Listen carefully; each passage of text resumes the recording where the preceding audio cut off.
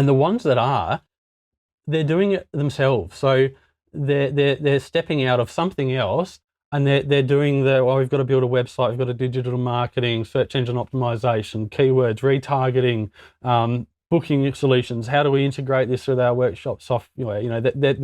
They're going from, in most cases, a technical automotive specialist or a business practitioner, which is moving to something that's out of their core competency. Yeah. So their time isn't best spent building this from the bricks up, the ground up. And they're still trying to remember the kids' birthdays and whether or not they ordered the clutch on time. Yep. And everything else in between. Yep, exactly. It's busy up here, and I think trying to be a novice in a new field, it's just not smart. It's you don't have your best diagnostic technician sweeping the floor. It doesn't make sense. And I think it's a similar analogy for the workshop. So they're showing the initiative. They're doing what they need to do, and commend them for that, because as I said, a lot aren't. But is it really sensible for them to be leading the charge on that? And I don't believe it is.